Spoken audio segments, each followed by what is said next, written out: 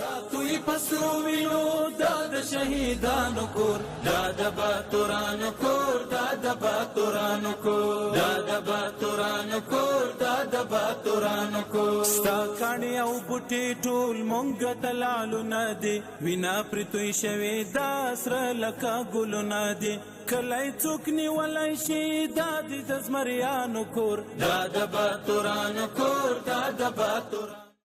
السلام علیکم. د لغمان د ملي ټلویزیون ډیرو درنو قدرمنو لیدونکو ستړي مه شئ. نن یکشنبه د 1405 هجري شمسي کال د حمل یاوري 22مه نیټه ده. ډیرو درنو قدرمنو لیدونکو تاسو تر دې دمه د افغانستان د ملي ټلویزیون د بیلابیلو خبرونو لیدونکي وي. اوس هم پام وکړئ د لغمان د ملي ټلویزیون سیمه ییزو خبرونو ته. خو په سر کې څو مهم خبرونه. زه شاکر الله هڅاند یم.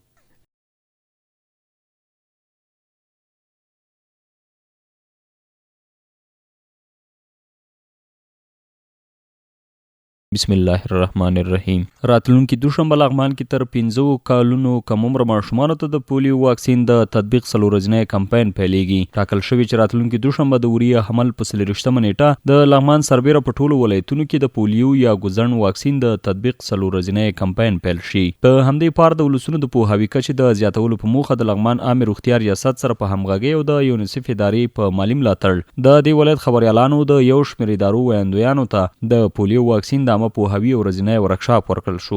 د امیر روغتیا رئیس ډاکټر سمیع الله بن نیازي چې د ورکشاپ د پیل مراسمو کې ګډون کړی وو وویل د پولیو واکسین په تطبیق او عامه پوهاوي کې رسنۍ ځانګړی رول لري. نو د رسنیو استازي باید د پولیو په اړه د خلکو په پوهاوي کې مرسته وکړي. هغه همدارس د لغمان له ولسونو وغوښتل چې له 15 کلونو کم عمر خپل ټول ماشومانو ته واکسین وکړي ترڅو د ګوزڼ لاعلاج ناروغۍ څخه د تل لپاره وژغورل شي. همدارنګه یې د یونیسف ادارې څخه مننه وکړه چې د واکسین او نورو پروګرامونو د عامه پوهاوي په اړه د رسنیو استازو سره داسې ناستې برابروي. د پولیو د رسنیو عامه پوهاوي کارکونکي قدرت الله شکیب بیا د ورکشاپ په ارزښت خبرې وکړې او له مرکز او ولایت څخه راغلو استازو ته یې ښه راغلاست ووایه او د رسنیو له استازو یې وغوښتل چې له کمپاین وړاندې د عامه پوهاوی ترسره کړي ترڅو هغه خلک چې د پولیو واکسین په اړه شکمنې پوښتنې لري ځواب او واکسین تطبیق کړي. د وروستیو روغتونو له امله زیانمنو شویو کسانو سره د مرستو رسولو په اړه ناسته ترسره شوه. د همدې خبر نور حال زموږ همکار نقیب الله زلمی راکوي. د لغمان اقتصاد رئیس مولوي عطاالرحمن فاتح او د یاد ولایت د حوادثو رئیس قاری خیر محمد غازی په لغمان ولایت کې د وروستیو روغتونو له امله زیانمنو شویو کورنیو ته د بیړنیو مرستو د رسولو په اړه خبرې وکړې. په دې ناسته کې دواړو خواو زیانمنو شویو سیمو ارزونه مهمه وبلله او ټینګار وکړ چې مرستې باید په شفاف، منظم او عادلانه ډول مستحقو کورنیو ته ورسیږي. همداراز د زیانونو د کره سروې، د مرستو د جلب او د مرستندویو بنسټونو سره د لا زیاتې همکارۍ په اړتیا خبرې وشوې. د لغمان اقتصاد رئیس وویل هڅه کیږي چې د بیلابیلو موسسو او خیریه بنسټونو په همکارۍ زیانمنو کسانو ته لازمې مرستې برابرې شي او د هغوی ستونزې تر یوه حده راکمې شي.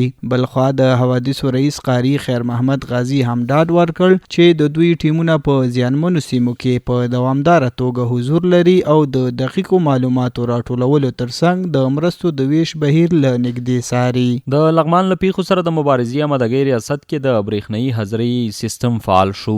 د دې خبر نور جزئیات زموږ همکار عبدالوارث مخلص راکوي.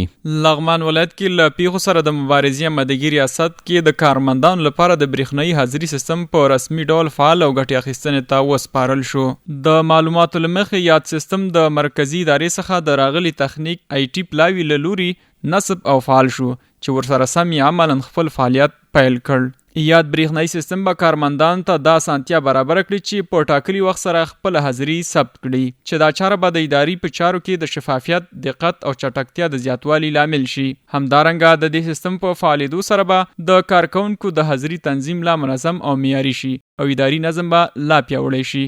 د ریاست مسؤلینو څرګنده کړه چې د نوې ټکنالوژي پلي کول د ادارې د اصلاحاتو مهمه برخه ده او هڅه کوي چې د عصري سیستمونو په مټ د خدماتونو کیفیت لوړ او د کارونو بهیر اغیزمن کړي. دوی زیاته کړه چې په راتلونکي کې به هم ورته نور پرمختللي سیستمونه فعال شي څو د اداري کړنې لا منظم او د خلکو خدمت ته چټک ځواب ووایي. ډیرو درنو قدرمنو لیدونکو دا د دې سات خبرونه چې تاسو هم دروان کړل. تر بیا ښه وخت.